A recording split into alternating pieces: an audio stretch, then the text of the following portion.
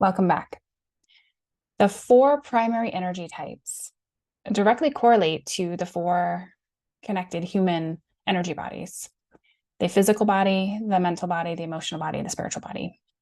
And traditional teaching, at least that I learned, was that the energy types were extensions of our aura, and that physical was connected to our emotional, was connected to our mental, connected to our spiritual, and connected to something they call the supermental, which is more like our soul level body.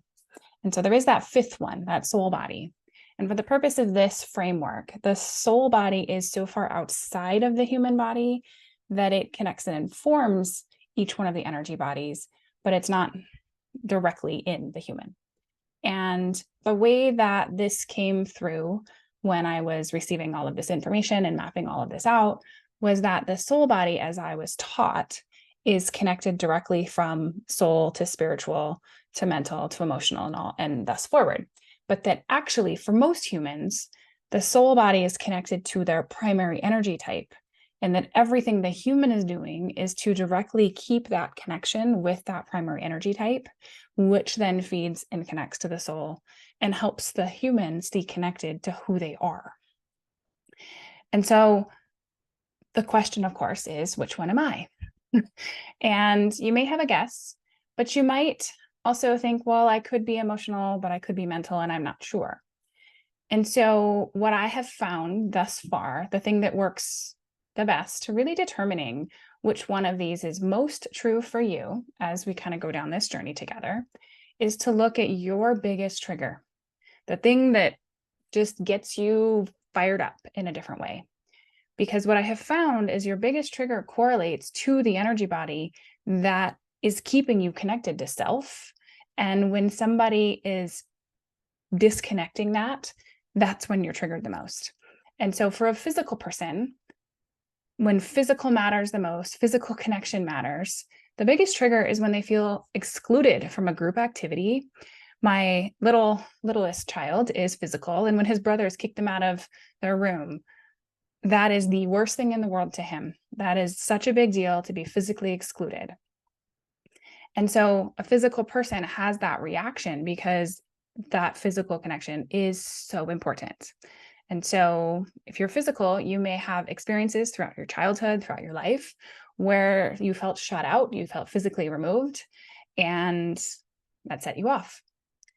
Now, for an emotional person, your biggest trigger is going to be slightly different because it's not so much about the physical disconnection, but it's about the emotional disconnection. And so you might say, I don't feel seen or heard. I don't feel understood. I feel like nobody cares about me. My middle child is an emotional, and if he's in an emotional state and feeling frustrated, he might lie on the floor and whine and wince and complain. And if I don't respond in the way that he feels emotionally appropriate, he thinks I don't care. I don't care about him. I don't love him, because that's that trigger for him, is that he's seeking that emotional connection. And because he's 11, he doesn't quite have the language to ask for what he needs. And we're working on that. But his immediate trigger response is nobody cares. I don't feel seen. I don't feel heard. And it's the end of the world. And so that's the emotional trigger, is not feeling seen or heard by those closest to you, feeling emotionally disconnected from those closest to you. Now, for a mental person, it's very different, because for a mental person, you might not like being physically excluded, and you might not like that you don't feel like people can see and hear you, but it doesn't set you off, not like this does. For a mental person like myself and like my oldest child, the biggest trigger is if you tell me I'm wrong, especially if I know, based on direct experience or things that I've researched or learned about or something of the sort, if you say you're wrong when I know I'm right, I will fight you tooth and nail, as will my oldest. We butt heads about this all the time. I know I'm right, back off. That is a bigger trigger, because you're basically telling me what I know in my mind. My primary connection type is my mind, and what I know to be true, you're saying is wrong when you're saying that I'm wrong. And that's how I hear it. So obviously that's not what somebody's actually saying, but that's the way a mental person will hear you're wrong. And so that's my biggest trigger as a mental.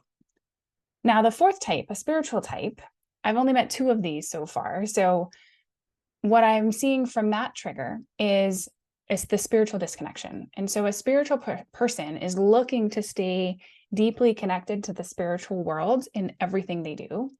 And when they do that, they feel like they understand themselves, they feel like they have a place in this world. But if they become spiritually disconnected, how this manifests is they actually feel like there's nobody else out there like them, like they are completely alone. And not that nobody cares from an emotional level, but nobody cares about what really matters. Nobody cares about connecting to the bigger picture. Nobody cares about the things that matter to them and the things that really should matter to the world as far as they're concerned, because the spiritual is so primary to them and everything they do feeds back into the spiritual. And so a spiritual person is going to be triggered when the people around them discount the spiritual connection and they discount it as important or as relevant. And they will usually feel triggered in a way that will shut them down completely because that's their connection to themselves. So those are the 4 biggest triggers that connect to the 4 primary energy types. And the trick for you guys is to find the one that most relates to you based on your knowledge of yourself, and then go into that section and listen more about each of the different pieces and how they show up for the different energy types and how you might work on reconnecting them if they're less connected. Because the other big piece of all of this is we have the 4 primary types and we have the map built based upon that.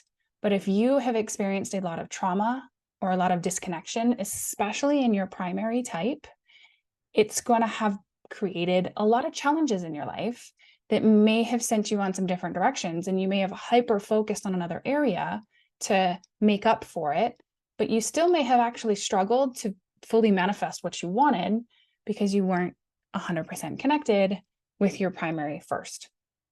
And so that's the goal of this whole program, is to get everybody reconnected and at least have the awareness of the places that we need to address and need to work on. And once we get that connection, how on earth do each one of us use that connection and amplify our magnetization powers to manifest whatever it is we desire? That's the goal. All right. I will see you on the inside of the course.